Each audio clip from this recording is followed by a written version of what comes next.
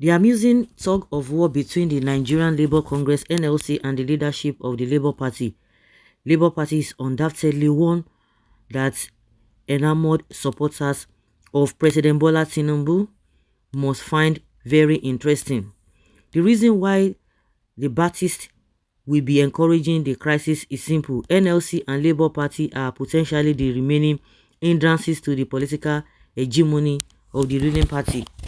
It is, however, a distraction for the NLC, which ordinarily at this time should be focused on addressing the prevailing deterioration in the welfare circumstances of the working class.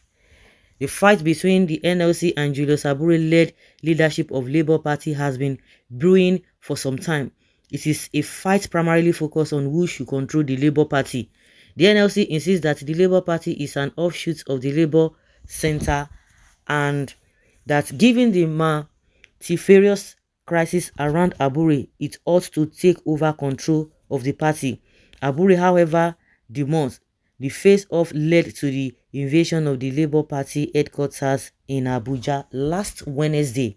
However, All Progressives Congress (APC) failed to take advantage of the situation by staging the arrest of Comrade AJAERO and Mr. Abure for causing public disturbance in the federal capital, beggars believe. Readers will recall that the two men were recently at the center of controversy after they were embroiled in fisticuffs with security agencies. AJAERO was pummeled and his face disfigured just before the Imo State governorship election last November in Owerri. The attack on AJAERO cast in the dark sellout of the Imo State governorship election was an unprecedented attack that significantly diminished the reputation of the NLC. Abure, on his part, was only last month molested by policemen in Benin City who bundled him to the ground in a humiliating experience just before the Labour Party primary election in Edo State.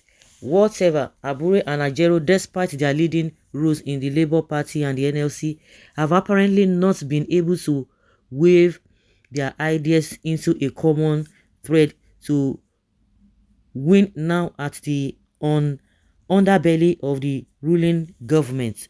The fact that organized labor acted as a facilitator in betting the Labour Party is a fact that can hardly be opposed by facts on the ground. Two of the eminent promoters of the political party were themselves two of the foremost leaders of the NLC, the late Comrade Pascal Bafau and Senator Adams Oshomole. According to facts projected by the immediate past president of the NLC, Ayuba Waba, Comrade Bafwa was given the task of pushing forward the formation of a political party to project and protect the interests of the working class. First conceived as the Social Democratic Party (SDP), is subsequently transformed into Labour Party during the leadership of the NLC by Oshomole. But it is about the farthest that the NLC did in projecting the political scope of the political party it founded. Bafau, who died in 2012 and is best remembered for betraying the hope of the democratic class during the June 12, 1993 imbroglio, died as a chieftain of the People's Democratic Party (PDP). Oshomole, on his part, could have well projected the ideas of the Labour Party by the time he was about starting his transformation from Labour activist to political actor. However, the Labour leader shaped himself into the political configuration that was at that time being stalked in Edo State by Pastor Sagi Izeyamu, who though in the PDP plotted the emergence of Comrade Oshomole as the Action Congress AC governorship candidate. Izeyamu subsequently worked from the background to ensure Oshomole won the governorship election albeit through the courts. Frank Kokori, who was the Secretary General of the National Union of Petroleum and Natural Gas Workers (NUPENG) at the time of the June 12 crisis in 1993, won the popular approval of the masses, unlike Bafau. But that did not mean that he would joined the Labour Party as he ended up in several opposition parties before ending in the APC. Peter Esele, a former president of the Trade Union Congress TUC, has similarly found political space in the APC. Wow. So similarly, Esele is now in APC. It is remarkable that virtually all those who have come out from the rank of the Labour Party movement to join the political fray have turned their back on Labour Party. It was as such no surprise that those who were left to manage the party, as with many other mushroom political parties, used to use it to trade.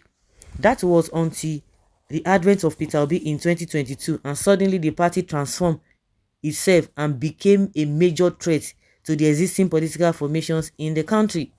Whether ABURE profited from the surge that came with the obedience phenomenon has been the subject of much debated among its critics.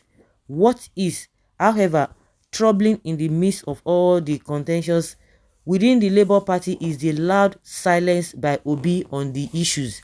It is the belief of many that Obi's failure to stamp his authority on the contentions in the Labour Party made him a weakling in the form of Muhammadu Buhari, who has a famed notoriety for not calling subordinates to order. Obi failed to call a meeting of Labour Party National Assembly members to charge them to differentiate themselves on the 160 million naira imported SUVs. Apart from some flashes of rebellion from the likes of Senator Tony Nwoye, Labour Party's lawmakers have also failed to make an impact as an opposition. Some who have worked with Obi claim that, like Buhari, he is only after his personal political objectives. If it is true, he must know that he needs a party to push through his ideas. He cannot afford to sit back and allow the party he brought into reckoning be devoured by wolves. Now what? To me, I don't think Obi should be liking with Buhari, because Buhari, that one, I don't. There are two different things. This comparison does not even really, it does not even speak well, because Obi is looking at all of them. You see that since Obi joined, this Labour Party has been a dead party before now. The only time you could see that even Oshomole that was doing gragra then, I remember in Benin, he had to leave and join AC. So the issue of Izeyamu and the rest is a different thing altogether. Do you know that the person that even made a little headway is this man, the former governor of Ondo State, Mimiko? He used the party. He was able to get to the level of governorship before he left to went to Zenith. But since then, that Labour Party has just been on ground until when Obi came, and the kind of recognition Obi gave that party, they have never gotten it, and they know it is the party that is giving the ruling party a very big headache. Even PDP cannot even stand. Well, is it because of their this? No, it is because of the character of Peter Obi. So they are looking for a way for them to sink Obi into it, and that guy is very, very intelligent. He's just looking at all of them. They want him to say something so that they will use it on him. If go no go, back go fit go back now. If they say they no want her, he go another party. But before you know it, the party will die. All of them are just doing gra now, just because Obi is the main person that a lot of that is gathering people to have interest in that Labour Party. If not, Labour Party is nowhere. Without Obi, Labour Party is nowhere. Let Peter Obi leave that party today. All of them that are shouting, you see that they will not do anything again. All this what did they call her? What's this guy's name? All these Tinubu's boys, Araba and B and Apapa. Go and check them. They have failed. They've used all those ones. They've used another one. Hera Ijoma be Oluchi also. At the end of the day, where are they? They are nowhere to be found, because they cannot use anything to hold down Obi, and that is why they are so kind of confused. Now this AJAERO that is coming again, he go see fail. So guys, let's know what you think in the comment section, whether you can relate what this writer is saying with Obi and Buhari. Let's know in the comment section. Thank you.